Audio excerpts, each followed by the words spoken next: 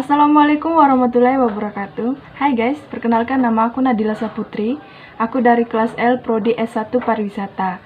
Jadi di sini aku akan menjelaskan materi tentang tourism finance, khususnya tentang analisis rasio keuangan.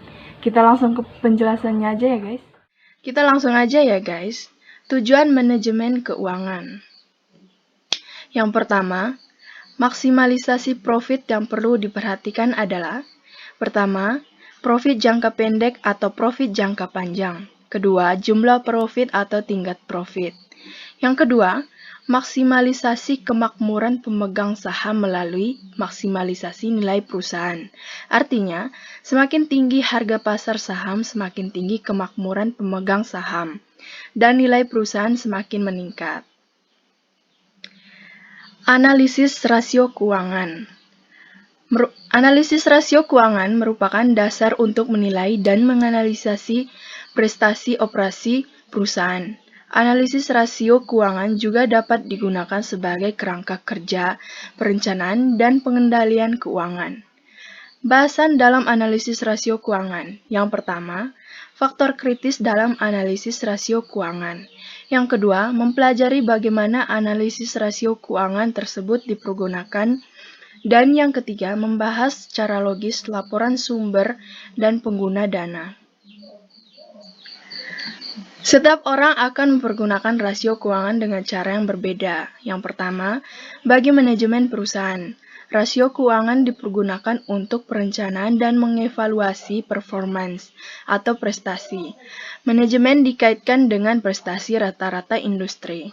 Yang kedua, bagi manajer kredit, rasio keuangan ini dipergunakan untuk memperkirakan risiko potensial yang dihadapi oleh para peminjam atau debitur. Dikaitkan dengan adanya jaminan kelangsungan pembayaran tingkat keuntungan yang diminta.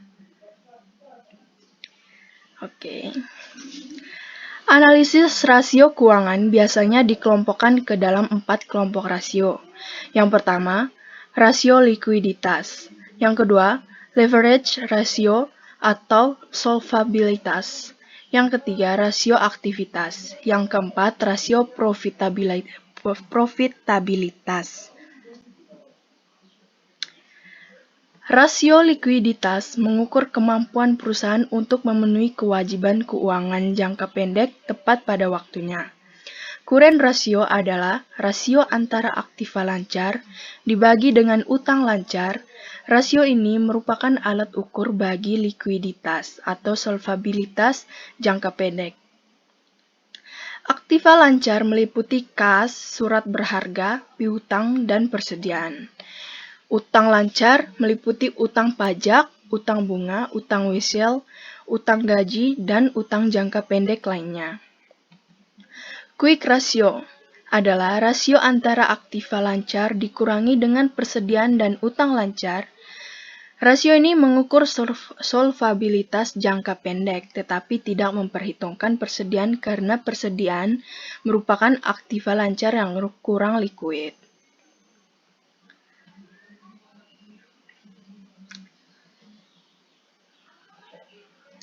Oke guys, kita langsung ke rasio aktivitas, mengukur sejauh mana efektivitas perusahaan dalam menggunakan sumber dayanya.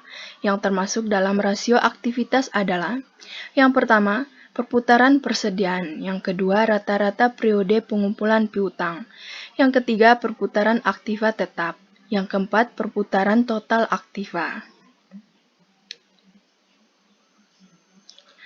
Perputaran persediaan adalah rasio antara harga pokok penjualan atau penjualan dengan rata-rata persediaan yang mengukur efisiensi penggunaan persediaan.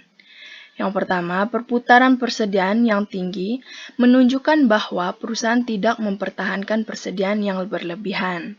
Yang kedua, pola tersebut perlu disesuaikan apabila usaha perusahaan sangat dipengaruhi oleh faktor musim atau seasonal, atau sangat berfluktuasi dari waktu ke waktu dalam satu periode tertentu.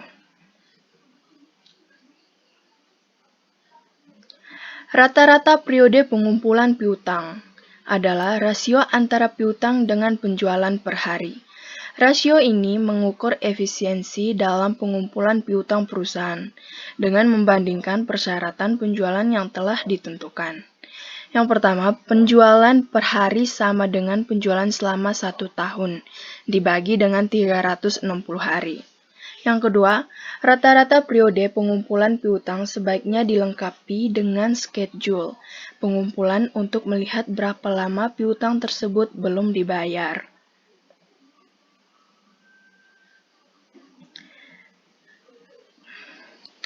Perputaran aktiva tetap adalah rasio antara penjualan dengan aktiva tetap yang mengukur efisiensi penggunaan aktiva tetap atau perputaran aktiva tetap.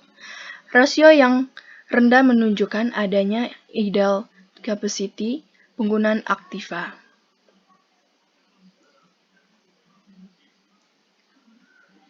Perputaran total aktiva adalah rasio antara penjualan dengan total aktiva yang mengukur efisiensi penggunaan aktiva secara keseluruhan. Rasio yang rendah merupakan indikasi bahwa perusahaan tidak beroperasi pada volume yang memadai bagi kapasitas investasinya. Kita lanjut ya guys.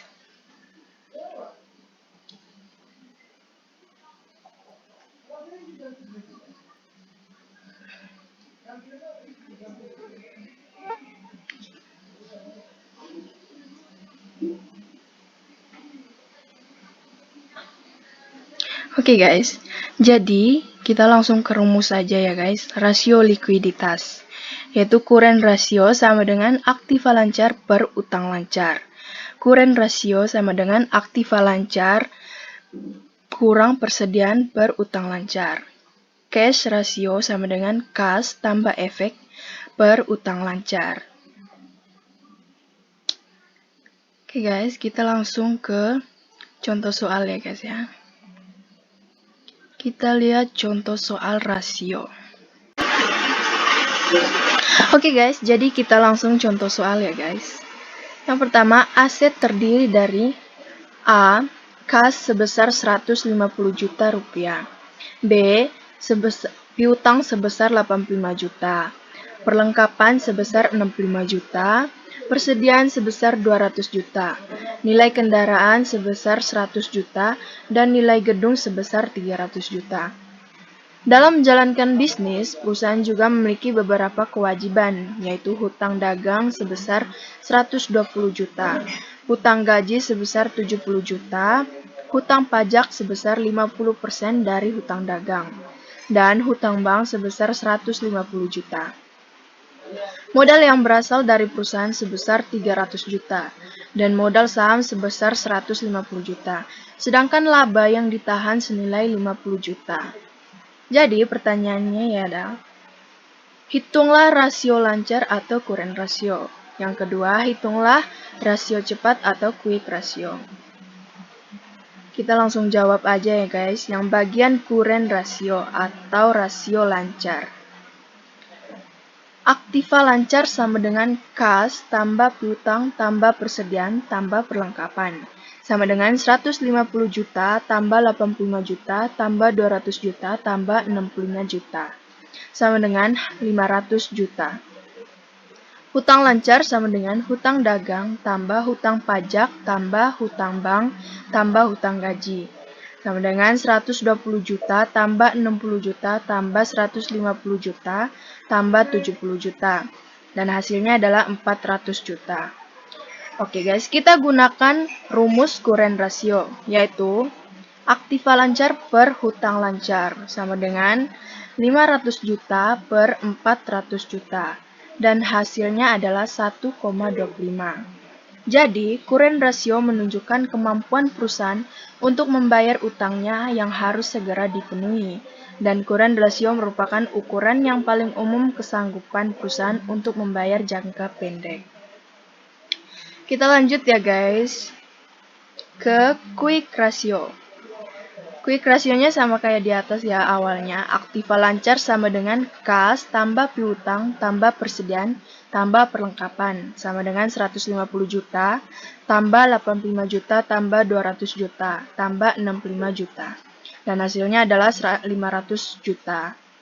Untuk hutang lancarnya sama dengan hutang dagang tambah hutang pajak tambah hutang bank tambah hutang gaji.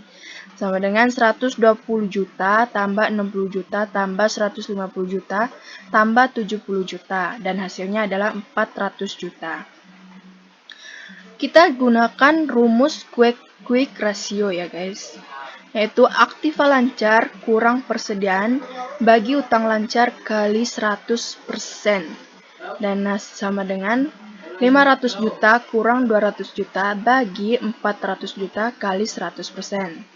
Sama dengan 300 juta bagi 400 juta kali 100%. Dan hasilnya adalah 0,75.